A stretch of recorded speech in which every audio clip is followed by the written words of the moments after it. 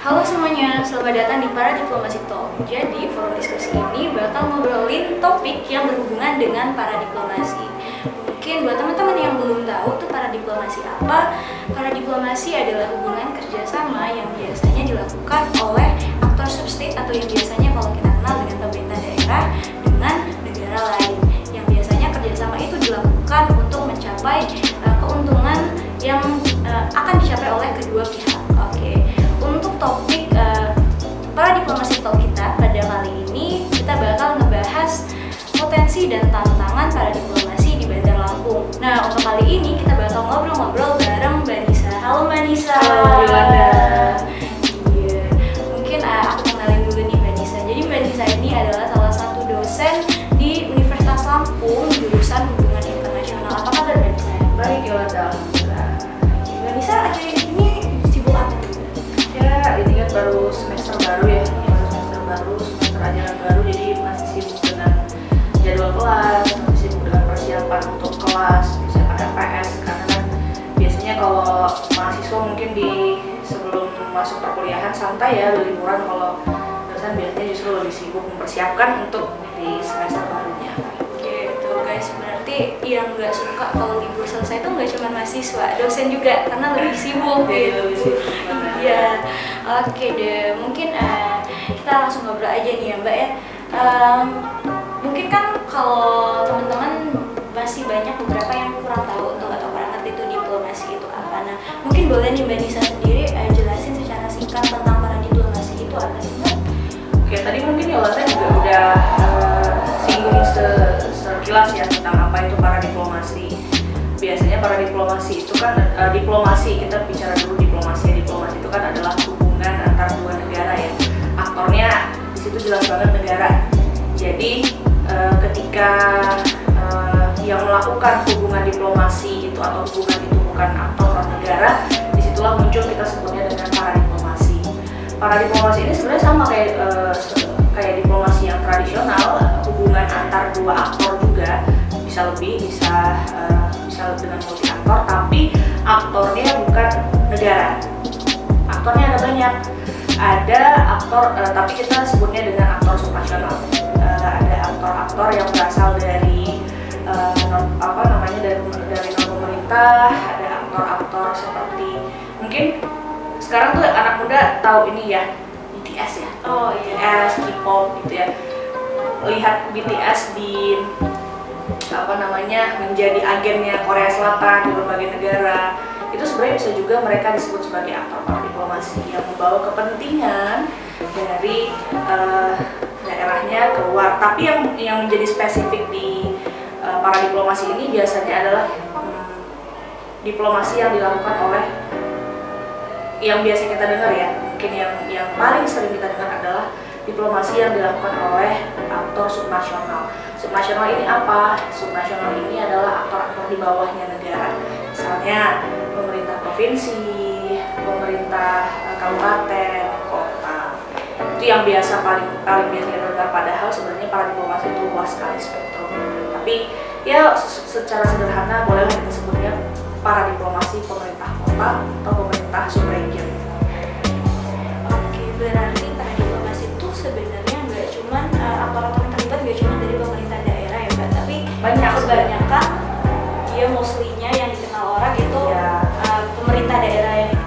Nah tadi kan sebenarnya udah disinggung juga nih Mbak, kayak para diplomasi ini sebenarnya kayak jenis barunya si diplomasi ya kan, dia Ya. muncul sama-sama diplomasi tapi dia muncul lagi kayak anakannya diplomasi. Nah itu kenapa sih Mbak kayak apa yang latar belakangi sampai bisa munculnya si para diplomasi ini? Para diplomasi ini sebenarnya termasuk kajian baru ya di hubungan internasional. Dia munculnya baru di 1970 masuk ke 1980. Kajiannya baru banget memang. Munculnya kenapa bisa muncul? Karena ternyata disadari bahwa aktor negara itu tidak bisa merespon semua permasalahan atau fenomena-fenomena internasional, ataupun bisa merespon tapi nggak maksimal. Nah, banyak fenomena-fenomena baru yang muncul yang membutuhkan respon, tapi negara tidak terlalu bisa meresponnya. Nah, ini juga makanya para diplomasi ini dikatalisasi oleh globalisasi, perkembangan global.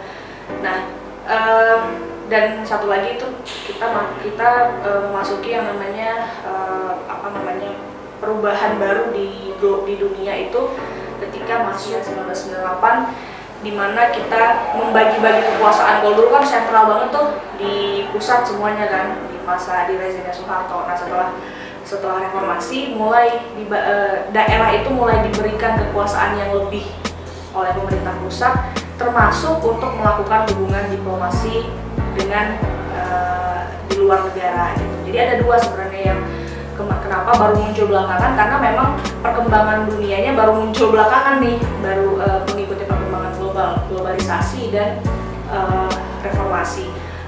Lalu fenomena-fenomena global juga berkembang. Kalau dulu kan perang, kemudian perebutan kekuasaan antara Amerika dan Rusia.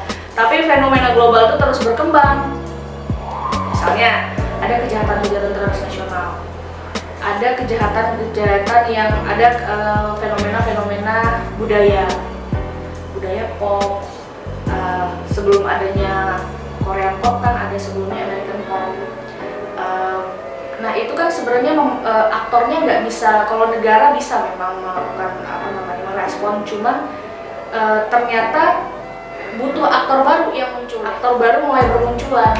Itulah mulai makanya di 1980 sampai sekarang itu para diplomasi mulai berdikari. Tapi nggak perlu diakui juga bahwa kajian para diplomasi ini terutama di Indonesia juga belum menjadi kajian utama mainstream gitu, karena masih banyak yang berpikir skeptis terhadap para diplomasi. Oke, nah mungkin berarti para diplomasi itu muncul karena seiring berjalannya waktu, urgensi dan masalah-masalah yang timbul di dunia itu juga semakin berbeda gitu, karena perubahan zaman dan globalisasi itu mempengaruhi permasalahan yang muncul gitu.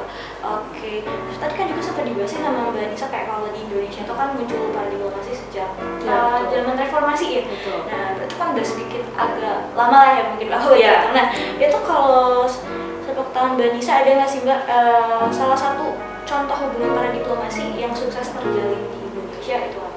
Sebenarnya sebelum reformasi sudah ada beberapa yang melakukan hubungan kita sebutnya sister city ya.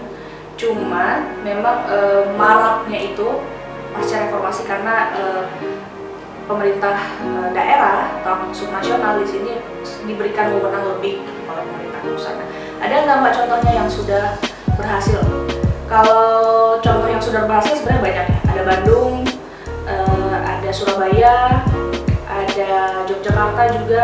Kita ambil contoh misalnya Bandung ya, dengan Bandung ini banyak banget nih mereka para diplomasinya dengan berbagai kota di luar negeri ya, banyak. Nah mereka memanfaatkan itu untuk mendapatkan keuntungan dan memenuhi kepentingan mereka. Misalnya seperti ini, di bidang pendidikan, Bandung itu memiliki hubungan para diplomasi dengan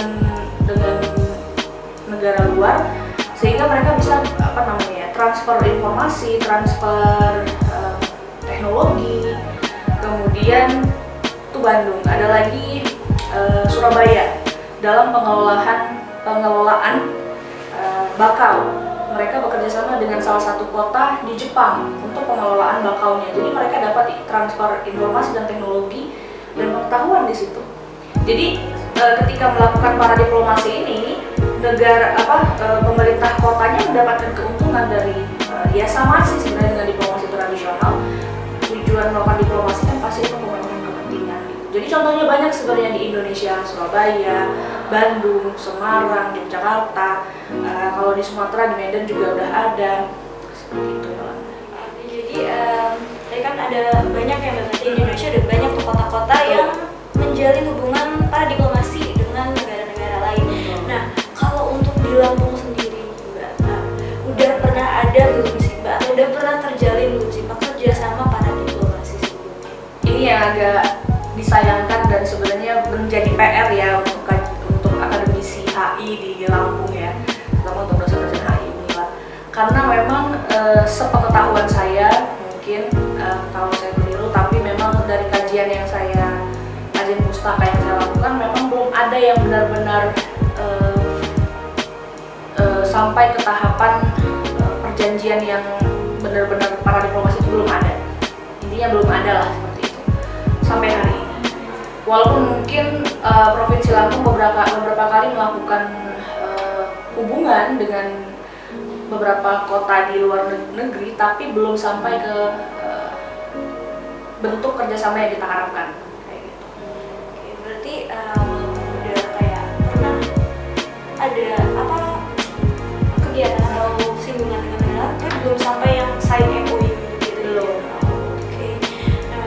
Nah, itu kan pasti ada alasan atau faktor tuh dari belakangnya yang membuat kayak kenapa nih kalau Lampung atau provinsi kita itu belum pernah ada terjalin hubungan para diplomasi. Menurut Bu Anissa sendiri itu kenapa? Tadi saya sempat sebutkan ya globalisasi dan reformasi. Nah, sayangnya globalisasi dan reformasi ini tidak daerah itu tidak mendapatkan pengalaman yang sama. Jadi memang ada beberapa daerah yang lebih maju, lebih mendapatkan paparan globalisasi ini dan reformasi ini. Ada beberapa daerah yang saya nggak bilang nggak dapat, tapi lebih terlambat ke tingkat kemajuan. Nah, saya mencurigai Lampung sebagai salah satunya. Itu tingkat kemajuannya itu satu. Lalu yang kedua mungkin kalau kita secara akademisi bilangnya lebih enak menyebutkannya Lampung belum melakukan kajian yang komprehensif untuk menemukan potensinya agar bisa melakukan kerjasama diplomasi. Nah, kerjasama diplomasi ini kan seperti saya bilang tadi, diplomasi utamanya memang membawa kepentingan ya. Nah, untuk mengidentifikasi kepentingan, kita tuh harus lebih dulu mengidentifikasi bahwa untuk kerjasama ke luar negeri. Nah, selama ini kan kajian-kajian tentang potensi Lampung hanya sampai di situ. Mungkin kita udah pernah dengar ada potensi pariwisata, potensi pertanian, ada kopi dan segala macam potensi yang lain-lain. Tapi kan ini hanya sebatas kajian potensi aja. Nah, harusnya potensi ini bisa dibawa untuk bisa dilakukan kerjasama di luar negeri. Nah, selain potensi juga kita harus memiliki kajian khusus tentang Lampung ini butuhnya apa. Kayak tadi saya bilang kerjasama diplomasi, para diplomasi yang udah pernah ada itu tentang pendidikan, Surabaya dengan Bakaunya. Nah, mungkin Lampung perlu mencari sebenarnya apa yang dibutuhkan, apa yang mau dijadikan ciri khas atau apa yang mau dijadikan kekhususannya gitu. Saya menulis jurnal tentang ini, saya ngasih contoh tentang pariwisata. Pariwisata Lampung ini kan sebenarnya tidak kalah ya dengan daerah-daerah lain di Indonesia. Bahkan kalau saya punya spot-spot surfing, spot-spot pantai yang sangat bagus gitu. Tapi kita tidak bisa memungkiri juga memang masih banyak kekurangan. Nah, kenapa nggak ini yang diidentifikasi oleh pemerintah Lampung dan mencari pemerintah kota di luar sana yang memiliki karakteristik sama kayak Lampung, sama kayak Provinsi Lampung, dan melakukan kerjasama.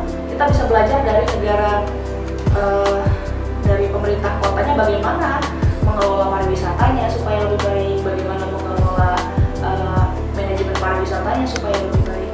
Misalnya saya kasih contoh di Semarang juga ada, selain Bakau ya, Jepang itu Surabaya itu juga bekerja sama dengan Liverpool dalam penanganan pelabuhan Tanjung Perak ya kalau di Surabaya. Jadi mereka bekerja sama bagaimana memanage pelabuhan itu, karena kan Liverpool juga kota pelabuhan ya, sama dengan Surabaya. Mereka transfer info nih, transfer teknologi. Jadi Surabaya dapat keuntungan dari informasi atau teknologi yang mereka dapatkan dari Liverpool. Nah, Lampung tuh belum ada yang seperti itu kajiannya.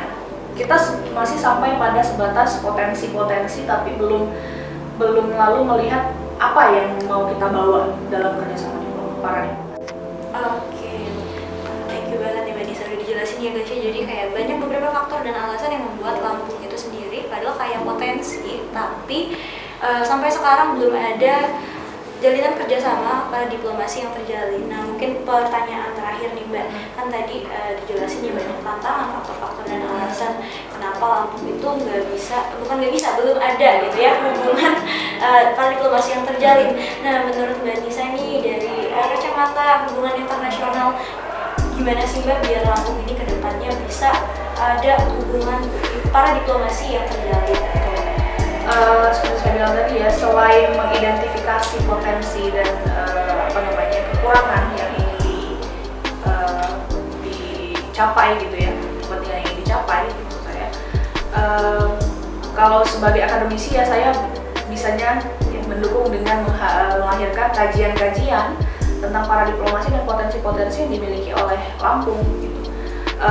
Pesan saya mungkin untuk pemerintah provinsi dan kota Bandar Lampung untuk lebih serius dalam mengidentifikasi potensi-potensi ini. Ada banyak potensi-potensi yang kita miliki dan kalau kita tidak sayang sekali potensi yang dimiliki ini kalau kita tidak manfaatkan dalam bentuk kerjasama para diplomasi, karena selain kita mendapatkan keuntungan mungkin kita bisa memperkenalkan Lampung di luar negeri, tapi kita juga bisa mendapatkan kayak kota-kota lain yang sudah berhasil yang dengan para diplomasinya juga mendapatkan transfer ilmu, teknologi.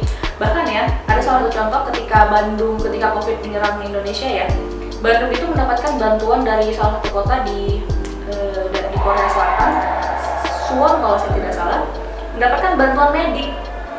Nah itu kan terjalin karena adanya kerjasama sister city dengan kota itu. Nah maksud saya seperti itu, bukan hanya masalah hubungan luar negeri antara pemerintah kota, tapi juga kita bisa memanfaatkan itu untuk mendapatkan kepentingan yang kita inginkan untuk tercapai. Nah, Provinsi Lampung saya rasa punya banyak sekali potensi, punya banyak sekali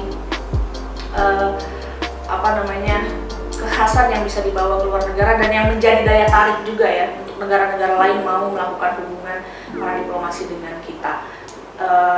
Tantangannya di situ, keseriusan dan mungkin butuh lebih banyak kajian-kajian dari akademisinya. Makanya kita punya acara hari ini ya, para diplomasi talk, supaya lebih sering terdengar para diplomasinya, apa sih para diplomasi itu. Lalu semoga saja harapannya bisa didengar oleh pihak-pihak yang berkepentingan, yang memiliki wewenang. Oke, amin. Oke, mungkin thank you banget saya hari ini udah sharing-sharing tentang potensi dan tantangan yang kita punya di Lampung ini, dan juga untuk teman-teman. Nah itu dia hasil dari obrolan kita hari ini. Semoga apa yang kita obrolin itu nanti bisa menambah pengetahuan kalian semua dan membuat kalian lebih aware tentang potensi dan juga tantangan yang ada di Lampung, biar kita bisa membantu baik sebagai masyarakat ataupun mahasiswa untuk membantu Bandar Lampung atau Lampung itu sendiri bisa menjalin hubungan para diplomasi. Dan juga kita bakal ada para diplomasi talk lainnya dengan topik-topik yang lebih menarik. Jadi jangan lupa dan terus nantikan para diplomasi talk selanjutnya. Bye-bye.